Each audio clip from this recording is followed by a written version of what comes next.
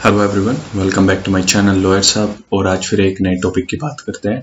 आज हम बात करेंगे मॉर्टगेज की, जो कि section 58 of the transfer of property act में डिफाइन करा गया है। नॉर्मल सी लाइफ में चलता है, हर चीज़ें चलती है। लोन आपने बेसिकली सुना होगा, लोन की जो प्रोसेस चलती है हर जगह चलता रहता है कि लोन लेना देना, ये सारी चीज़। आज हम बात करेंगे मॉर्टगेज की। देखते हैं कि क्या है। अगर आपने चैनल को सब्सक्राइब नहीं करा तो सब्सक्राइब करिए, वीडियो को लाइक करिए और शेयर करिए। तो देखते हैं, सबसे पहले देखते हैं मॉर्टगेज। इसके मतलब कि इसके बैकग्राउंड में जाने की कोशिश करते हैं। यहाँ पे मैंने लिखा है सबसे ऊपर, अगर आप बॉक्स में देख रहे होंगे, लोन्स लिखा हुआ है। There are two type of loans, unsecured loan and the secured loan. Then there is this creates a difference between the mortgage and unsecured loan. Unsecured loan is done on a promissory note. Basically हम किसी से promise कर दे कि हम इतने दिन में भाई दे देंगे आपके पैसे। ए ने बी से पैसे लिए, कुछ उधार गिरवी रखे कुछ सामान, तो वहां पे उसने कहा कि मैं इतने दिन बाद आपके सामान लौटा दूंगा, आपके जितने भी पैसे हैं मैं आपके लौटा दूंगा। ये हुआ है अनसिक्योर लोन। लेकिन अगर हम सिक्योर लोन की बात करें तो सिक्योर लोन वो होता है जिसमें हम अपनी कुछ प्रॉपर्टी दूसरे के पास रखते हैं और उससे पैसे ले लेते हैं, उसे सिक्योर लोन कहते हैं। अब बात आती है प्लेज की। आज हम जो मॉर्टगेज जो डिपेंड होता है वो सिक्योर लोन पे ही फर्दर जो है मॉर्टगेज की बात करी गई है, तो आप ये ध्यान में रखिए, लोन सिक्योर लोन। तो बात करते हैं प्लेज लोन। जो है जब मूवेबल प्रॉपर्टी को सिक्योर करा जाता है अगेंस्ट द डेप्थ, मतलब कि आप गए किसी के पास, ए बी के पास गया, उसे 10,000 रुपये चाहिए थे, उसने अपनी कुछ मूवेबल प्रॉपर्टी बी के पास रख दी और उससे 10,000 रुपये ले लिए, तो ये जो कहलाएगा, mention my word, movable property, then it is known as pledge. ये प्लेज कहलाएगा। लेकिन अगर हम बात करें मॉर्टगेज की, मॉर्टगेज में आ जाता है इमूवेबल प्रॉपर्टी। यही स्लाइटली डिफरेंस है, स्लाइटली है, बहुत बड़ा डिफरेंस है मूवेबल एंड इमूवेबल प्रॉपर्टी का। मॉर्टगेज में सिर्फ इमूवेबल प्रॉपर्टी पे थोड़ा बहुत इंटरेस्ट जो होता है वो ट्रांसफर, एब्सोल्यूट इंटरेस्ट जो है वो ट्रांसफर नहीं होता, लिमिटेड इंटरेस्ट जो होता है वो ट्रांसफर कर दिया जाता है जो हमें लोन दे रहा है उसे। रोमन लॉ में इसे फिड्यूसिया कहा जाता है। बेसिक नॉलेज के लिए था, ये कहीं पूछा भी जा सकता है। तो अब बात करते हैं मॉर्टगेज क्या होता है, जो कि 58 क्लोज ए में बताया गया है। अगर इसकी हम डेफिनेशन पढ़ के देखें, a mortgage is the transfer of an interest in specific immovable property for the purpose of securing the payment of money advance। यहीं तक पढ़ते हैं अभी। That सबसे पहले क्या होगा, there is a transfer of interest। किसका ट्रांसफर? किसी भी एक स्पेसिफिक इमूवेबल प्रॉपर्टी में जो है वो इंटरेस्ट जो था वो ट्रांसफर करा जाएगा। किस पर्पस के लिए?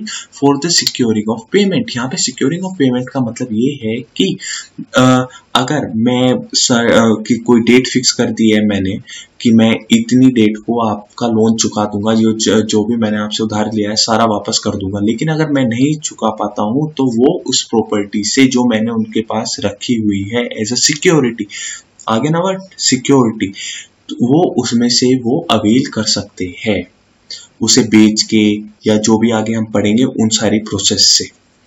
अब बात आती है कैसे, क्या मतलब कि क्या कौन कौन से मनी एडवांस, या तो एडवांस मनी के लिए to be advance by the way of loan, existing या फ्यूचर डेप्थ के लिए, और the performance of an engagement which में give rise to a pecuniary liability. इसका ये मतलब है कि जो हम अगर लास्ट में समझे कि अगर एंगेजमेंट वर्ड जो है यहाँ पे ऐसा कॉन्ट्रैक्ट यूज करा गया है, अगर वो जो है एक पर्टिकुलर पर्सन इतनी डेट को अपना डेट पे नहीं कर पाता है, then he has some pecuniary liability. Pecuniary का मतलब होता है कुछ मतलब related to the sum of money, मतलब मनी से लेके उसके ऊपर लायबिलिटी अकर हो जाएगी। ये आपका कहता है मॉर्टगेज। मॉर्टगेज जो हमने पहले पढ़ा था, इसमें सिंपल सी डेफिनेशन है, loan is secured against immovable property is known as mortgage. लेकिन 58 की सेक्शन, क्योंकि ये इमूवेबल प्रॉपर्टी का सेक्शन है तो इसमें थोड़ा अच्छे वे में समझाया हुआ है। सबसे पहले ट्रांसफर होगा इमूवेबल प्रॉपर्टी का, स्पेसिफिक इमूवेबल प्रॉपर्टी का, किस पर्पस के लिए, सिक्योरिंग द पेमेंट, मतलब कि अगर ना दे पाऊं तो उसमें से वो ले सकते हैं पैसा, उसे बेचकर या किसी भी तरह के प्रोसेस से। जब भी मैं उनसे पैसे लूंगा, ये जो है ये money advance, or to be advance, existing और फ्यूचर डेप्थ, ये है कि मतलब कि कैसे पैसा लिया गया है। और आखिरी में आता है कि अगर नहीं पे कर पाते हैं तो वो पिक्यूनियरी लायबिलिटी अराइज हो जाती है वहां पे। अब बात करते हैं इसेंशियल एलिमेंट्स, जो कि अच्छे तरीके से क्लियर कर देगा इसे मॉर्टगेज को आपके दिमाग में।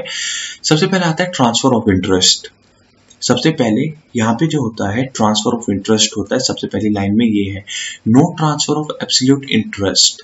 यहाँ पे कहने का मतलब है कि हम ओनरशिप ट्रांसफर नहीं कर रहे हैं। अगर ओनरशिप ट्रांसफर कर दी, एब्सोल्यूट ट्रांसफर कर दिया है, तो ये मॉर्टगेज की कैटेगरी में नहीं आता है।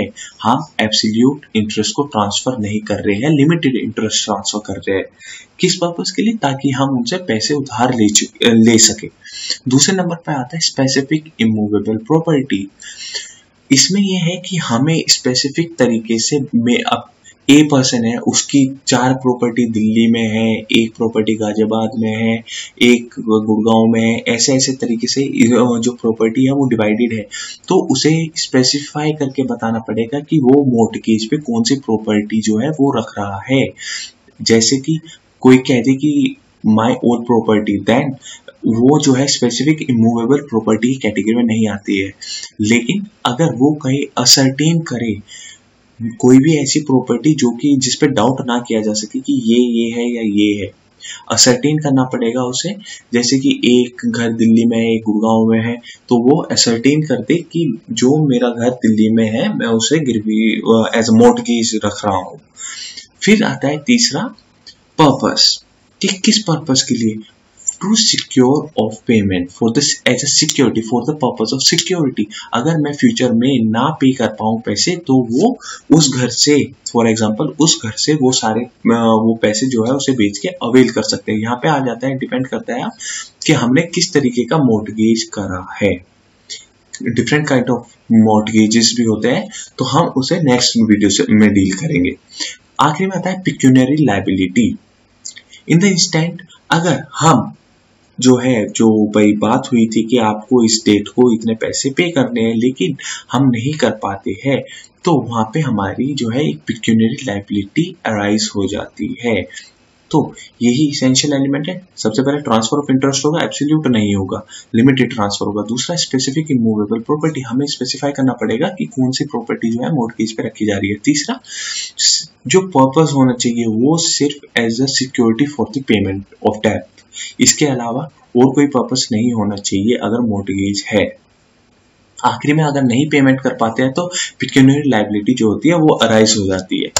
फिर बात आती है कि कौन कौन सी पार्टीज जो है वो इन्वॉल्व होती है इसमें।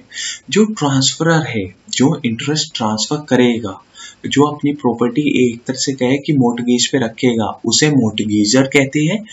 जिसके पास रखेगा उसे मॉर्टगेजी कहते हैं। मतलब कि जो इंटरेस्ट ट्रांसफर करेगा वो ट्रांसफरर या मॉर्टगेजर, जिसमें ट्रांसफर जो है इंटरेस्ट हुआ है वो ट्रांसफरी, या हम उसे कहते हैं मॉर्टगेजी। अब बात आते हैं मॉर्टगेज, ये 2 टर्म्स है, mortgage money and mortgage deed, ये भी इंपॉर्टेंट लीगल टर्म्स है, इन्हें पढ़ते हैं, इससे रिलेटेड है मॉर्टगेज से। मॉर्टगेज मनी वो होता है जो प्रिंसिपल अमाउंट, जो प्रिंसिपल मनी जो है हमने लिया है, the principal money and the interest of which payment is secure for the time being। मतलब कि कहने का ये मतलब है कि अगर कुछ टाइम के लिए मैंने लोन लिया है 10,000 रुपए का और कुछ इंटरेस्ट के साथ लिया है, तो 10,000 प्लस जो इंटरेस्ट है वो जो सारा मिला के कहा जाएगा वो मॉर्टगेज मनी की कैटेगरी में आएगा। फिर आता है मॉर्टगेज डीड। क्या होती है मॉर्टगेज डीड? जिस इंस्ट्रूमेंट से जो मॉर्टगेज है वो केम इनटू इफेक्ट आया है, जिसकी वजह से वो इफेक्टेड हुआ है, उसे मॉर्टगेज डीड कहते हैं। ठीक है, होपफुली आपको सब कुछ समझ आ गया होगा। मैं वीडियो जो द काइंड्स ऑफ मॉर्टगेज भी नेक्स्ट बनाऊंगा, तो आप उसे होपफुली देखिए। वीडियो को लाइक करिए। Thank you.